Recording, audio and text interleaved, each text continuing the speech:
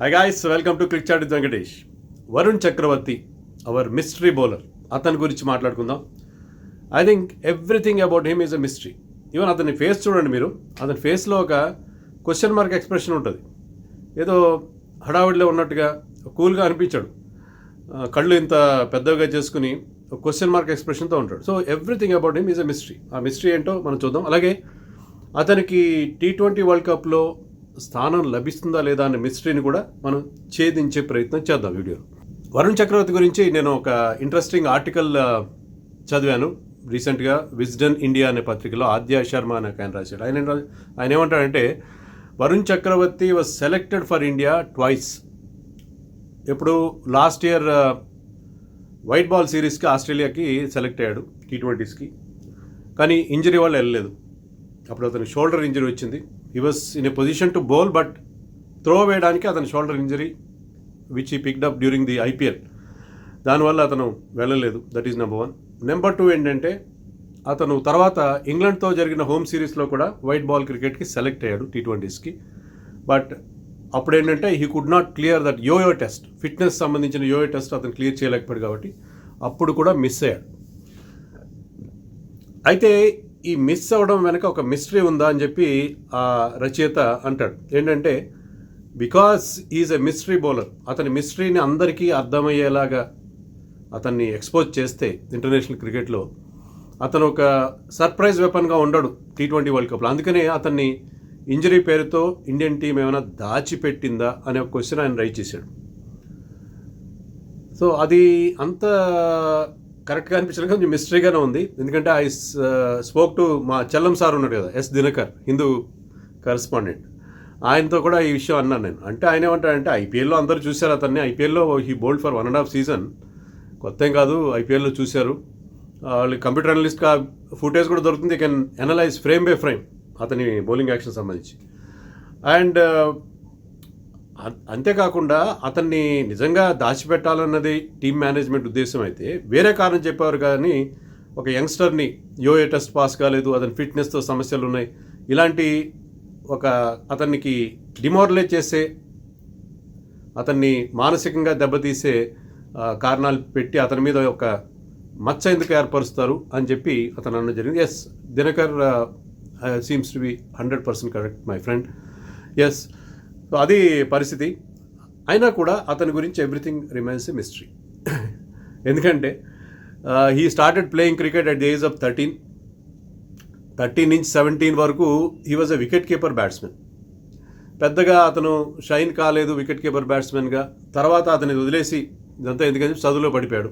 Architecture course చేశాడు, 5 ఏళ్ల architecture course చేసుకుని he started practising as a freelance architect. కానీ అది కూడా నచ్చలేదు అతనికి. సో ఈ లోపల టెన్నిస్ బాల్ క్రికెట్లో he started doing well. He started as a medium pacer this time, not as wicket keeper batsmen, as a medium pacer. And he started picking up wickets. But మళ్ళీ అతని నీకి injury అయింది, మోకాల్ injury start అయింది. So మోకాల్ ఇంజరీతో తను fast bowling వేయలేనని చెప్పి ఈ స్టార్టెడ్ బౌలింగ్ స్పిన్నర్స్.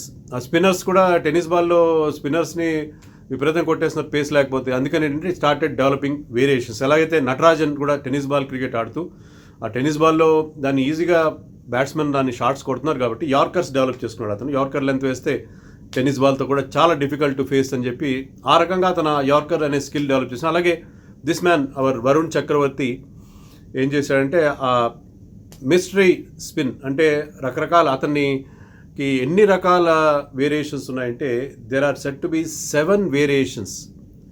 7 రకాల వేరియేషన్స్ అతను డెవలప్ చేసుకున్నాడు. ఆ 7 రకాలు ఏంటంటే leg spin, half spin, googly, flipper, top spin, నేను 5 carrom ball and arm ball. So 7 variations అతను డెవలప్ చేసుకున్నాడు. So he can bowl leg spin, he can also bowl off spin, he can bowl the googly, and he can also bowl top spinner, flipper, everything. And that carom ball also, carom ball ila ee middle finger use chesi dani itla flick chestaru, aa flick chesi aa carom ball kuda atanu develop chestaru. So inni rakala variations ante oke over lo he can bowl 7 variations if not 6. So anta variations develop చేసుకున్నాడు. Slowly 4th division చెన్నైలో 4th division league లోకి వచ్చాడు. Fourth divisional లీగ్లో కూడా ఈ started picking up so many wickets. So immediately అతనికి మీద అందరి దృష్టి పడింది. ఈవెన్ దీస్ గైస్ ఒక ట్విన్స్ ఉన్నారు తమిళనాడు క్రికెట్లో, రంజీ క్రికెటర్స్, బాబా అపరిజిత్ అండ్ బాబా ఇంద్రజిత్. వాళ్ళు కూడా చూసి they could not pick him. అతను నెట్స్లో ఇక్కడ ఆడినట్టుగా ఉన్నారు, లేకపోతే మ్యాచ్లో ఆడినట్టుగా ఉన్నారు. అతని డెలివరీస్ పికప్ చేయలేకపోతున్నారు వాళ్ళు. ఇతనిలో ఉన్న ప్రత్యేకత ఏంటంటే ఆ వేరియేషన్స్తో పాటు is Quikr through the air and of the pitch కూడా అతని బాల్ ఫాస్ట్గా వస్తుంది. సో అతన్ని వేరియేషన్స్ని పికప్ చేయడానికి టైం కూడా ఉండదు. రషీద్ ఖాన్ ఎలాగైతే చాలా వేగంగా వేస్తాడు బౌలింగ్, ఇతను కూడా is quick through the air. So దానివల్ల మీరు అతన్ని బాల్స్ని పికప్ చేయడం చాలా కష్టం, అతని వేరియేషన్స్ పికప్ చేయడం చాలా చాలా కష్టం. సో అది people have noticed immediately. So అతనికి ఏ డివిజన్కి వెళ్ళిపోయాడు.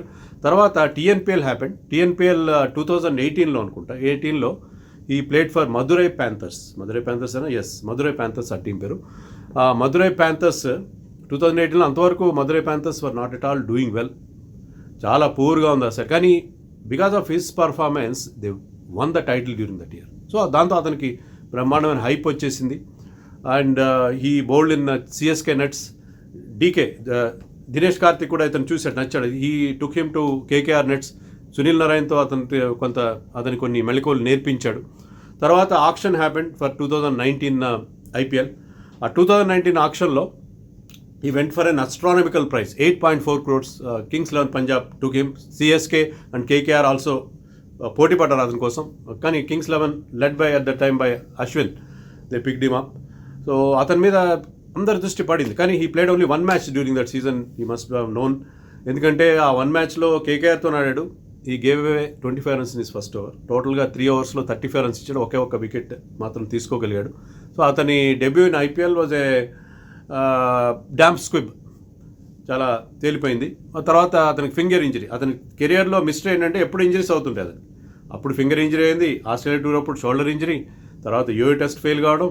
మొన్న ఐపీఎల్లో అతనితోనే ఐపీఎల్కి కోవిడ్ గండం స్టార్ట్ అయింది. అతనికి ముందుగా అతను బయటికి వెళ్ళి తీసుకోవడం, కోవిడ్ సోకడం, ఇలా మొత్తం మీద అతని కెరియర్లో ఈ ఇల్ హెల్త్ ఇంజరీస్ అనేవి అవి కూడా అతన్ని వెంటాడుతూనే ఉన్నాయి.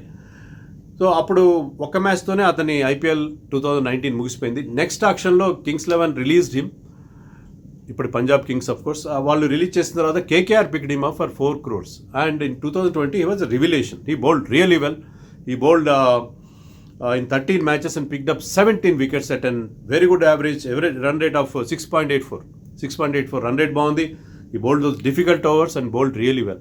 And he continued the same form this year IPL also. 7 matches లో 7 wickets with an economy of 7.82, which is very good in IPL or T20 considering he bowled the difficult overs. అంటే slag overs, later ఓవర్స్లో వేశాడు. Best batsmen కోసం అతన్ని అట్టే పెట్టారు. And he picked up wickets, very good batsmen wickets ఇస్తున్నాడు. Dhoni wicket తీశాడు అతను last సీజన్లో. ధోనితో తర్వాత సెల్ఫీ కూడా, ఫోటో కూడా దిగాడు. Dhoni happens to be his Idol. So Dhoni wicket తీశాడు. విరాట్ కోహ్లీ, బట్లర్, వార్నర్, పంత్ ఇలాంటి మంచి మంచి ప్లేయర్స్ని అవుట్ చేశాడు. చాలామంది అతను బాల్ పికప్ చేయలేని పరిస్థితి మనకు కనిపించింది. So he's a very very useful guy, very very useful. So అది అతని పరిస్థితి. చాలా ఇంప్రెసివ్గా ఉన్నాడు. డెబ్యూ చేయలేదు. ఈసారి శ్రీలంక టూర్లో డెబ్యూ చేస్తాడు. ఏదో ఒక పాయింట్లో T20sలో ఇస్తారా, 1daysలో ఇస్తారా, అతనికైతే అవకాశం ఇస్తారు. నేను ఇక్కడ మా చల్లం సార్ దినకర్తో పాటు ఇక్కడ నేను ఇప్పుడు శ్రీలంక కామెంటరీకి వచ్చాను కదా, శ్రీలంక టూర్ కోసం. తమిళ్ కామెంటేటర్స్ చాలామంది ఉన్నారు, ఫార్మర్ ప్లేయర్స్ ఉన్నారు. వాళ్ళతో కూడా, ఎందుకంటే దే హ్యావ్ సీన్ హిమ్ టీఎంపీఎల్ తర్వాత లిస్ట్ ఏలో వాటిలో అతని దగ్గర నుంచి చూశారు. వాళ్ళు అడిగితే ఏంటంటే వాళ్ళు అదే చెప్తున్నారు, he has got very good variations, చాలా మంచి వేరియేషన్స్ ఉన్నాయి, చాలా మంచి ఫ్యూచర్ ఉంది. బట్ ఓన్లీ ప్రాబ్లం ఏంటంటే అతని ఫిట్నెస్. ఎందుకంటే చాలా రోజులు అతను క్రికెట్కి దూరంగా ఉన్నాడు, అతనికి నీ ప్రాబ్లం ఉంది. ఫిట్నెస్ కనుక మెయింటైన్ చేయగలదు, బ్యాటింగ్ కూడా పెద్దగా చేయలేడు.